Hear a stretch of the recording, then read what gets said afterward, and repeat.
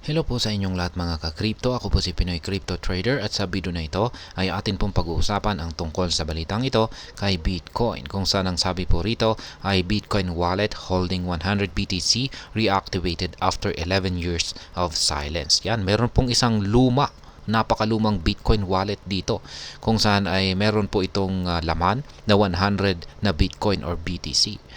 At yung nakakasurpresa po rito ay bigla po itong nabuhay or na-reactivate pagkatapos po ng 11 taon na pananahimik nito. Kaya ano kaya ang binabalak nito? Kaya yan po ang ating pag-uusapan sa video na ito. Pero bago po tayo magpatuloy, ay nais ko lamang po munang bigyang linaw ang aking disclaimer kung saan ang nilalaman po ng video na ito ay hindi po ito isang financial advice. For education and information purposes lamang po ang layunin nito.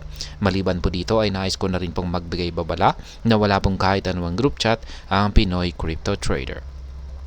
At ayan po mga ka-crypto, sa ating pagpapatuloy ay ang sabi po rito ay a Bitcoin wallet inactive since 2013 has recently been reactivated, drawing attention across the cryptocurrency community. Ayan, isang Bitcoin wallet na nanahimik or naging inactive noong taong 2013. Kung pag sinabi po nating naging inactive ay wala na po itong kahit anumang isinagawang transaction.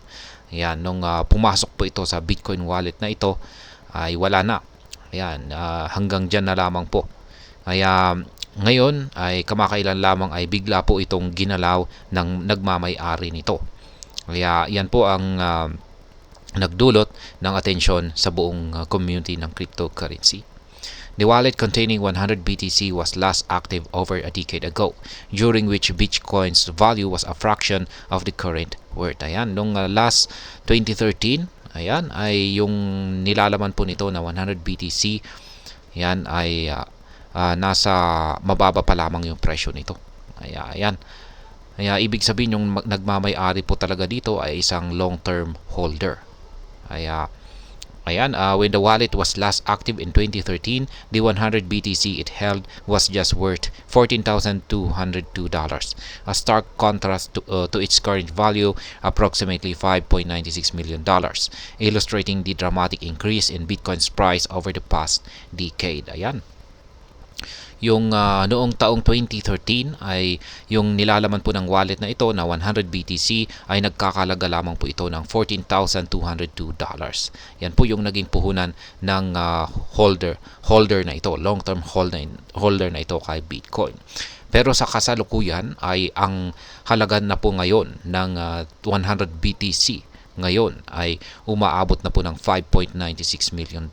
Kaya ganyan po kalaki yung kinita o yung kanyang naging gain dito sa pag-hold or paglo-long term hold dito kay Bitcoin. Nagpapakita po yan kung gaano po katindi ang naging pag-angat ni Bitcoin nitong nakalipas na dekada or last 10 years. Kaya ito po si Whale Alert na isang analytic platform na siyang nakakita or nakapansin sa sinagawang transaction na ito ng Bitcoin, long-term Bitcoin holder na ito. A dormant address containing 100 BTC has just been activated after 11.4 years. Yan. Na ganyan na rin po yung mindset natin bilang long-term holder. Mag-hold tayo ay mga ilang taon.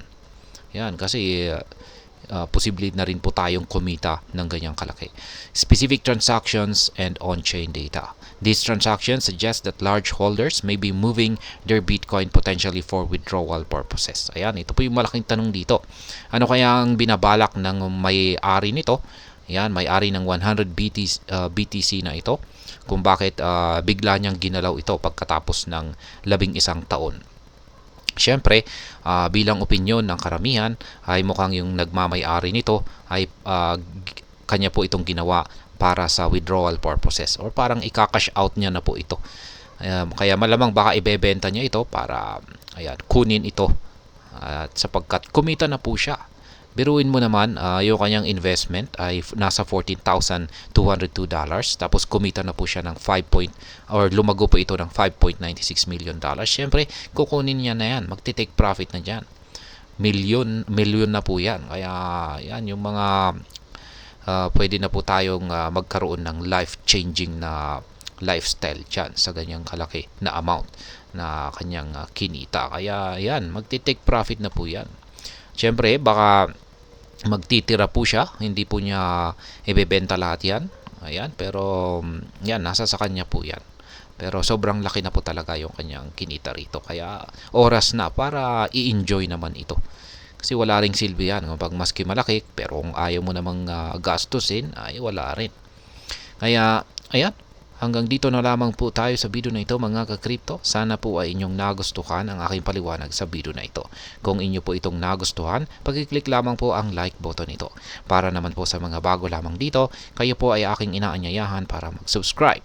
Pag-click na rin po ang bell icon nito dahil ito po ang siya magsisilbing notification nito sa mga bago kong videos na akin pong ina-upload sa aking YouTube channel na ito. Marami pong salamat sa panonood. Ingat po tayo lagi at God bless po sa ating lahat.